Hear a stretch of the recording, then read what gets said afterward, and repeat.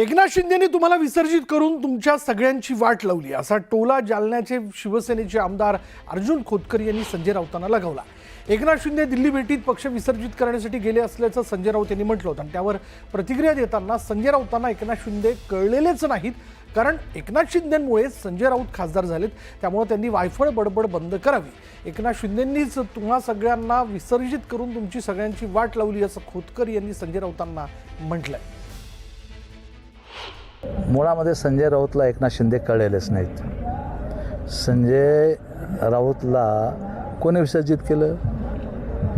एकनाथ शिंदेने तुम्हाला विसर्जित केलेलं आहे, तुमची सर्वांची वाट लावलेली आहे। मग त्यामुळे असं बोलणार नाही तर काय बोलतील ते? त्यामुळे मला असं वाटतं की संजय राऊतने आता वायफळ बडबड बंद करावी आणि नीट गुमानपणे जे आहे ते भोगावं, नसता वेगळ्या याला त्यांना तोंड द्यावं लागणार आहे। शेवटी एकनाथ शिंदेमुळेच ते आज खासदार आहेत, हे लक्षात ठेवावं।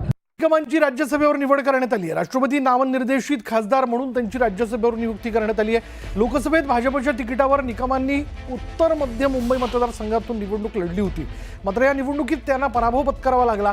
26/11 मुंबई दहशतवादी हल्ल्यातील कसाबला फाशीच्या शिक्षेपर्यंत पोहोचवण्याकरता वकील उज्ज्वल निकम यांची मोलाची भूमिका राहिली होती।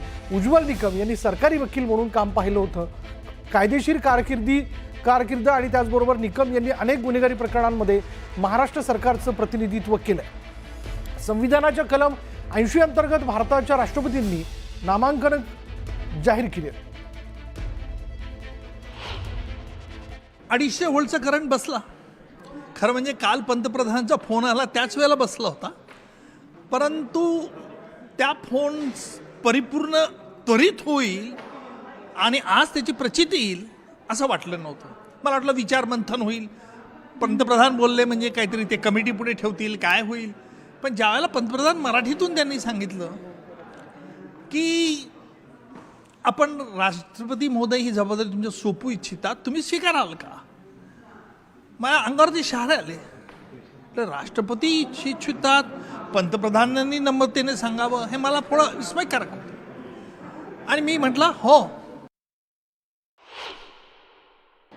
मी माननीय राष्ट्रपती महोदया यांचे आभार मानतो आणि त्यासोबत भारताचे प्रधानमंत्री माननीय नरेंद्र मोदीजी यांचे विशेष आभार मानतो की मोदीजींनी हा निर्णय केला की ॲडव्होकेट उज्ज्वल निकम साहेब यांच्यासारखा एक निष्णात विधिज्ञ जो सातत्याने देशाच्या बाजूने उभा राहतो आणि गुन्हेगारांच्या विरोधात उभा राहतो, त्यांना राज्यसभेवर पाठवलं पाहिजे आणि राष्ट्रपतींच्या कोट्यातनं ते राज्यसभेवर गेलेले आहेत।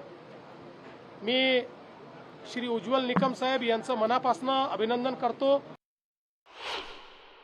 याच्यावरून स्पष्टपणे दिसून येतं की कशा पद्धतीनं संविधानिक संस्था भाजपने पोखरल्या, राष्ट्रीय स्वयंसेवक संघाने पोखरल्या आणि या देशामध्ये एक अघोषित आणीबाणी लावून यांनी कोणासाठी काम केलं, म्हणजे भाजपसाठी काम केलं, हे पुन्हा एकदा स्पष्ट झालेलं आहे। यापूर्वी सुद्धा आपण रंजन गोगोईंचं बघितलेलं आहे, सदाशिवम नावाचे एक जज होते, त्यांनी कोणता निकाल दिल्यानंतर कसे ते राज्यपाल झाले। ह्या सगळ्या गोष्टीमधून एक स्पष्टपणे दिसून येतं की लोकशाहीसाठी मारक असणाऱ्या गोष्टी भाजपने हुकुमशाही मोदीच्या रूपाने प्रस्थापित करण्यासाठी जे केलेलं आहे त्याच्यावरचं हे एक शिक्कामोर्तब आहे। महादेव भंडारे त्यांचं नाव तुम्ही MLC मध्ये ऐकलं, राज्यसभेमध्ये ऐकलं। दुर्दैवाने त्यांना पक्षामध्ये काही पद मिळत नाही। पक्षाशी निष्ठावान असलेल्या पूनम महाजन, त्यांच्या वडिलांपासून प्रमोद महाजनापासून त्यांनी महाराष्ट्रामध्ये जसं म्हटलं पक्ष कोणी वाढवला भाजपा, तर मुंडे साहेब आणि महाजनांचं नाव निघतं। पण दुर्दैवाने त्यांचं तिकीट पण कापलं। आता त्यांना राज्यसभेमध्ये पण विचार त्यांचा केला गेला नाही। त्या मनाने मला सांगायला पाहिजे की ॲडव्होकेट उज्ज्वल निकमजी फार भाग्यवान आहेत, त्यांना लगेच खासदारकीचं तिकीट मिळालं, मग त्यांना स्पेशल प्रॉसिक्युटरचं पद मिळालं, पुढे जाऊन त्यांना आता पुन्हा राज्यसभेचं पद मिळालं। म्हणजे मला कळत नाही की भाजपामध्ये निष्ठावंत असलेल्या कार्यकर्त्यांना पद न देता अशा तऱ्हेने बाहेरून आलेल्या व्यक्तीला एवढी मोठी मोठी पदं देतात। पण ते ठीक आहे, त्यांचं अभिनंदन, ते नशीबवान आहे। लाडक्या बहिणींमुळे विकास निधी येण्यास विलंब होत असल्याचं वक्तव्य कॅबिनेट मंत्री दत्तात्रय भरणे यांनी केलं आहे. इंदापूरमध्ये घरकुलाचा धनादेश वाटपाच्या कार्यक्रमात बोलताना त्यांनी हे विधान केलं आणि दरम्यान यापूर्वीही दत्तात्रय भरणे यांनी असंच विधान केलं होतं. भरणेचं नाही तर राष्ट्रवादीचे ज्येष्ठ नेते छगन भुजबळ यांनीही लाडक्या बहिणींवर भाष्य केलं आहे. लाडक्या बहिणींमुळे तिजोरीवर ताण येतोच असं भुजबळ म्हणाले. नेहमीच माझी एक पाठपुरावा असतो आणि मी मुंबईमध्ये असू द्या, मी पुण्यामध्ये असू द्या, मी कुठेही असू द्या, त्यामध्ये माझ्या इंदापूर तालुक्याला सर्वच विभागातून निधी कसा जास्त मिळेल यासाठी मी प्रयत्न बंधून करत असतो.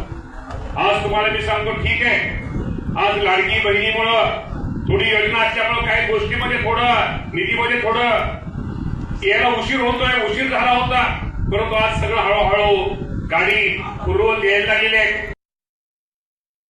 अचानक आपल्याला मिळणाऱ्या तुमच्याही सुद्धा घरामध्ये जे काही इन्कम येत असेल आणि अचानक एक मोठा खर्च निघाला तर इतर खर्चांवर मग थोडासा ताण येतो. तसं राज्याचं सुद्धा तिजोरी असंच आहे. 45,000 कोटी रुपये जर वर्षातून काढायचे आहेत बाजूला तर मग इतर या काही गोष्टींना ताण सहन करावाच लागणार आहे. तर लाडक्या बहिणीमुळे खरंच ताण पडतोय असं आपल्यालाही वाटतं. 100%. च्या हप्त्यामुळे विकास कामाचे पैसे यायला विलंब होतोय.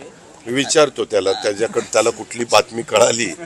शेवटी तो माझा सहकारी आहे, मंत्री महोदय, त्यांना विचारून क्लिअर करतो कुठल्या अपेक्षेने कुठल्या हेतूने ते बोलले. दत्तमामा भरणेंनी हा प्रश्न त्यांचे जे नेते आहेत, राज्याचे वित्तमंत्री आणि उपमुख्यमंत्री अजितदादांना विचारला पाहिजे की लाडक्या बहिणीमुळे पैसे मिळतात का नाही मिळत.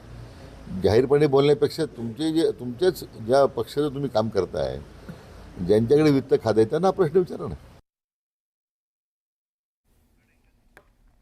भाजपला मुंबई ही परप्रांतीय पैसेवाल्यांची बटीक करायची असा घणाघात राऊतांनी केलाय. भारतीय जनता पक्षाला संयुक्त महाराष्ट्र, अखंड महाराष्ट्र, मराठी अस्मिता या सगळ्यांशी घेणं देणं नाही. तसे ते कधीच नव्हते आणि आधी मुंबईची लूट करायची मग मुंबई केंद्रशासित करायची असा डाव असल्याचा आरोप राऊतांनी केला. राऊतांच्या या वक्तव्यावर भाजपनं जोरदार टीका केली आहे.